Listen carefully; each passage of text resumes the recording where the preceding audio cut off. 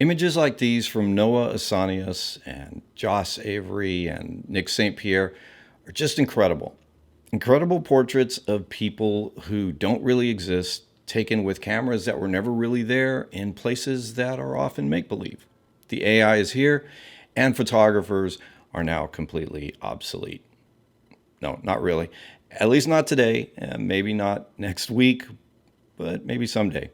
Today I'd like to show you why some photographers might actually have a reason to be worried, but most have a reason to get excited about the possibilities. These images were created with generative artificial intelligence, or generative AI. What this means is that there is a system in place that allows anyone to generate artwork, and sometimes the artwork looks like photographs. And this artwork is created in response to simple text prompts. Of course, not all of these AI image generators are the same. All right, let's see what I get if I go to DALL-E2 and type in the prompt, model wearing fancy red dress, holding black balloons in studio in front of red background. I might get something like this, which is kind of cool. Not quite what I had in mind as far as outfit goes, but generally the right idea. One thing though, DALL-E2 does some pretty funky things with human faces and body parts. It's usually going to create some pretty awful looking faces and limbs and hands and fingers and things like that. And they don't always make sense when you look at them. Here are a few other things I asked for, but again, the people look a little strange. When faces aren't actually shown, it can work out okay, like this here, which I guess you could say is my representation of what it feels like trying to generate realistic humans from DALL-E2. Of course, even DALL-E2 can be used to create deepfakes of nature. I asked for a photograph of northern lights in heart shape with trees in foreground. That was the prompt. And I could post this on Instagram and say it was real. And for people who want to believe in supernatural signs, I prompted with this.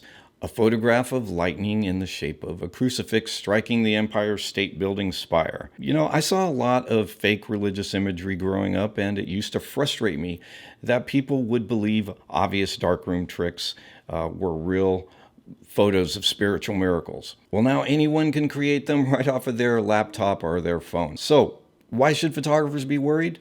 All right, how about stock photo sales? I mean, let's say a photo editor or a blogger needed the art for a story on the state of rural highways or something like that.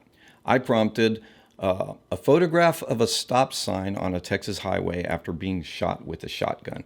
And I think, you know, these are all pretty cool. So for something like this, there was no need to buy a stock photo. I can just ask for what I want and get it basically for free. Let's say I wanted a photo of a cup of coffee at different angles, no problem. No photographer or stock agency or licensing required. But again, DALL-E2 doesn't generate the best human faces, at least not yet it doesn't. Now Midjourney does generate nice human faces. All right, let's try entering a prompt to see what we get. If you want to know the details about how these prompts work, check the description for this video. But basically, I'm telling Midjourney to create that same idea of the model with the balloons. I'm using the prompt studio style photo of female model in fancy red dress holding black balloons. Beige seamless background shot with Sony a7 III 85mm lens f9. Bright studio lighting, full length. Kind of how I'd imagine that I'd actually shoot the photo. It generates a selection of 4 images based on the prompt, and I can further tweak whatever image until I get something that I really like. Of course, until I fine-tune the prompt, I'm going to get some misfires, but you know, generally these are pretty good, especially compared to DALL-E2. Now, what am I supposed to think about all of this as a photographer? Should I feel threatened that I'm going to be obsolete soon? Or maybe I can actually exploit this new technology for my gain. All right, well, let's take a look at what we might use it for to enhance our journey in photography. Here are 3 good use cases, ways that you as a photographer might take advantage of generative AI for images. All right, number 1, developing and sharing ideas for photos. All right, so imagine you've got a general or even a vague idea for a look you want to try in an upcoming shoot. You know how photographers sometimes use mood boards to communicate ideas for looks for a shoot? Mood boards are like collections of reference images that photographers and stylists and models use to get on the same page for a look that they're trying to achieve. Well, now you can add to that mood board by describing the look to Midjourney and having it come back with some cool suggestions. That model with the balloons image would be a great way to show other people involved in a shoot what you're trying to create, if that's what you're going for. All right, how about a Guy Bourdain look?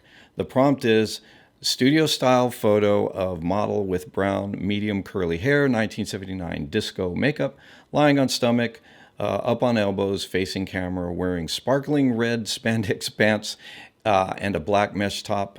Background half yellow, half blue, shot on Fujifilm Superia 400. I'm getting very specific here. Lighting studio, the light is 2 feet off the floor, shot type is full length horizontal. Now, the reason that I thought of that is because I actually did a shoot like that a few years ago. So imagine if I'd had a tool like this to quickly brainstorm ideas for the shoot and see how they'd look before I even got into the studio and be able to show them to the model and the stylist and anyone else involved. My prompt was a little off base this time, but check out the general look, especially of the model. This would have been really great to show this to the model and the stylist prior to the shoot. Now for these pictures, probably what threw this off was just way too much of an emphasis on Guy Bourdain. If you're familiar with his work, models are often in some weird poses in his pictures, and so that's probably what this was going for. Now here's my actual photo from the shoot where the emphasis was on color blocking and just the overall late 70s club look. Here's some other ones from that same shoot. Now these were all real. This was a real model with shot with a real camera and all that. This was way before generative AI became popular. So I think we actually did this shoot between 2012 and 2014. I don't remember exactly when it was. All right, so photographers can take advantage of brainstorming, coming up with ideas and visuals before a shoot. These image generating AI tools are great for that. All right, number 2, digital manipulation and enhancement. So if you're into replacing backgrounds or other types of photo manipulation, you can use a tool like this to create a virtual background, even elements for a foreground. And not only that, but you can use one of your existing photos and have the AI use it as a basis for some new images that hardly require any work in Photoshop to execute. Number 3, learning.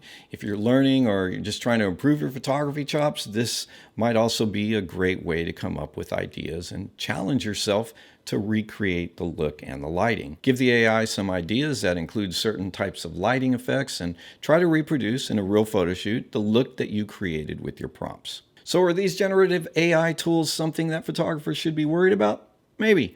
But in the meantime, there are still real people and real things in the real world that require a real photographer with a real camera to capture them. Someone wants a portrait that you can create on demand with your excellent eye and sense of lighting. That's where you come in. So I encourage you to at least familiarize yourself with some of these tools, whether you decide to ever use them or not in your future work. Well, that's about all I've got for you today. Make sure that you subscribe, like, and comment. I'll see you next time.